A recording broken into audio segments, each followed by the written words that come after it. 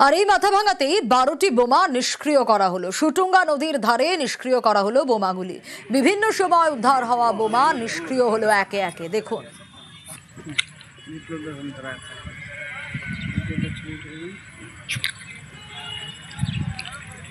যে ছবি আপনাদের দেখাচ্ছি, যে সময় বোমাগুলি নিষ্ক্রিয় করার কাজ চলছিল সেই সময়কার ছবি আপনাদের দেখাচ্ছি।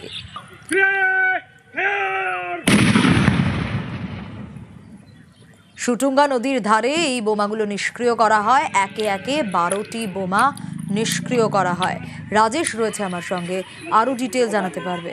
রাজেশ, দেখো, এদিন দুপুর নাগাদ মাথাভাঙা শহরের শনি মন্দির সংলগ্ন শুটুঙ্গা নদীর চরে কিন্তু বিভিন্ন সময় মাথাভাঙা থানার পুলিশের উদ্ধার করা যে বোমা, সেই বোমাগুলো আজ নিষ্ক্রিয় করা হয়েছে।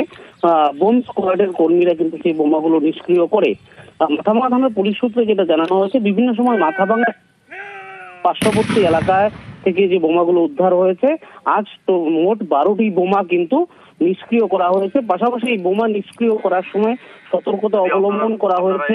অ্যাম্বুলেন্স এবং স্বাস্থ্যকর্মীরা সেখানে উপস্থিত ছিল। পাশাপাশি ওই নদী তীরবর্তী এলাকায় যারা লোকজন ছিল তাদেরকে সরিয়ে দিয়ে নিরাপত্তার মধ্যে কিন্তু এই বোমাগুলো নিষ্ক্রিয় করা হয়।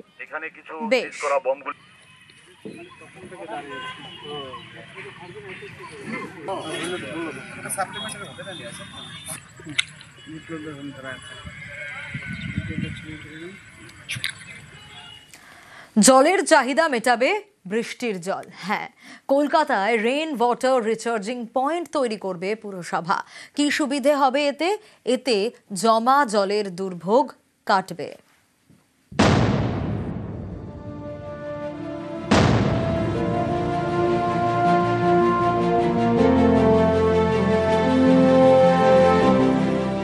কলকাতা, দ্য সিটি অফ জয়।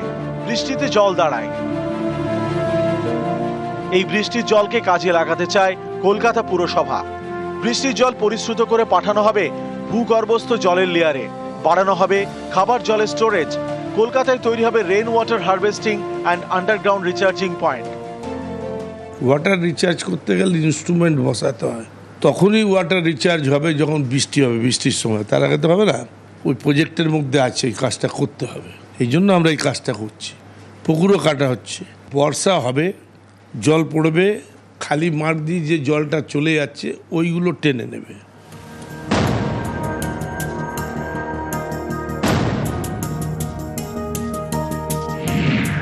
কলকাতায় 45টি রেইন ওয়াটার হারভেস্টিং পয়েন্ট তৈরি করবে পুরসভা।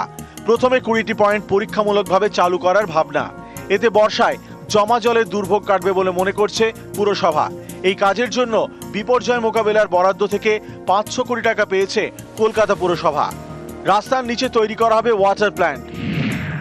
এর জন্য ম্যানহোলের কিছুটা নিচে বসানো হবে রেইন ম্যাক্স ট্যাঙ্ক। ম্যানহোল থেকে জল ঢুকবে ট্যাঙ্কে। এই ট্যাঙ্কে থাকবে একাধিক লেয়ার। উপরে থাকবে গ্রাভেল সেল, তারপরে 4টি ফিল্টার।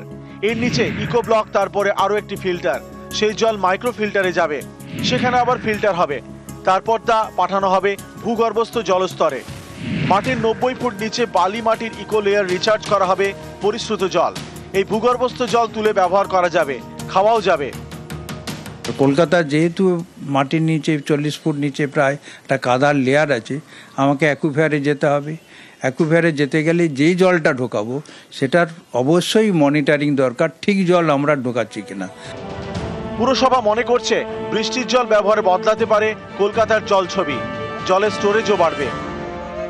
পুকুর কেটে রেইন ওয়াটার হারভেস্টিংয়ের পাশাপাশি আন্ডারগ্রাউন্ড ওয়াটার রিচার্জ পয়েন্ট তৈরি করবে কলকাতা পুরসভা। এজন্য যেখানে বৃষ্টির জল বেশি জমে সেখানে 500 বর্গফুট জায়গার মধ্যেই এই রিচার্জ পয়েন্ট করা হবে। প্রায় 20টি রিচার্জ পয়েন্ট আপাতত হলেও 45টি এরকম রিচার্জ পয়েন্ট করার চিন্তাভাবনা কলকাতা পুরসভার। ক্যামেরায় বিপুলের সঙ্গে বিশ্বজিৎ, নিউজ 18 বাংলা। আর এবার নজর রাখবো, কখনো শুনেছেন যে তীর ধনুক নিয়ে অফিসে কেউ হামলা চালাচ্ছে? হ্যাঁ, এরকমই ঘটনা ঘটেছে লখনৌয়ে। ছবি দেখাবো আপনাদের। দেখুন সেই ছবি, যেখানে দেখা যাচ্ছে সিসি ক্যামেরা ফুটেজে যে কিভাবে লখনৌয়ে তীর ধনুক নিয়ে সিবিআই অফিসে হামলা চালানো হচ্ছে।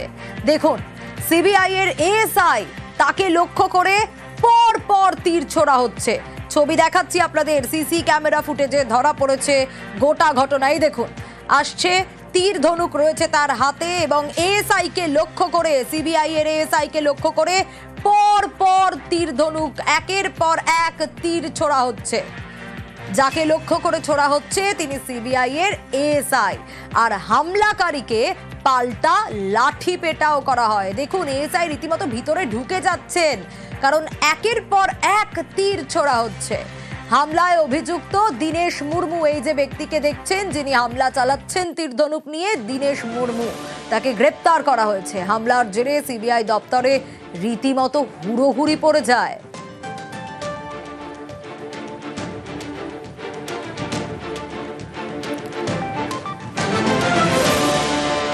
দেখুন হামলাকারীকে লাঠি দিয়ে মারধর করা হয়, পাল্টা রীতিমতো লাঠি পেটা করা হচ্ছে হামলাকারীকে, কারণ সিবিআই এর এএসআই কে লক্ষ্য করে পর পর তীর ছুড়ছিলেন এই হামলাকারী।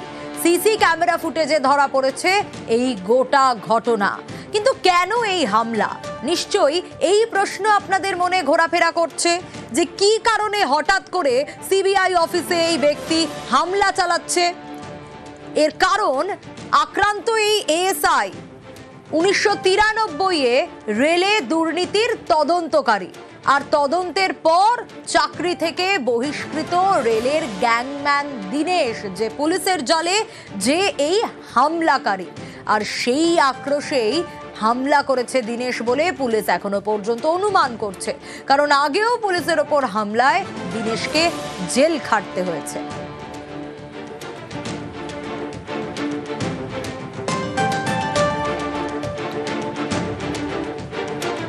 গোটা ঘটনা ধরা পড়েছে সিসি ক্যামেরায়, অর্থাৎ চাকরি খুইয়েছিলেন আর তাই সিবিআই অফিসে হামলা। লখনৌয়ের এই ঘটনা দেখাচ্ছি আপনাদের। তীর ধনুক নিয়ে সিবিআই অফিসে হামলা চালায় এই ব্যক্তি। কাকে লক্ষ্য করে? পরপর তীর ছুড়তে থাকে সিবিআই এর এএসআই কে লক্ষ্য করে, আর তারপর হামলাকারীকে পাল্টা লাঠি পেটাও করা হয়। কিন্তু এই হামলাকারী কে? দীনেশ মুর্মু, যিনি ইতিমধ্যেই পুলিশের জালে। কেন হামলা চালালেন? আক্রান্ত এএসআই যাকে লক্ষ্য করে তীর ছোড়া হচ্ছিল, তিনি 1993-এ রেলে দুর্নীতির তদন্তকারী, আর তদন্তের পর এই হামলাকারী দীনেশ, তাকে চাকরি থেকে বহিষ্কৃত করা হয়েছিল। সেই আক্রোশেই দীনেশ হামলা চালিয়েছে বলে পুলিশ অনুমান করছে। আর কারণ আগেও পুলিশের উপর হামলার ঘটনা ঘটিয়েছেন দীনেশ, আর তার জন্য জেল পর্যন্ত খাটতে হয়েছে দীনেশকে।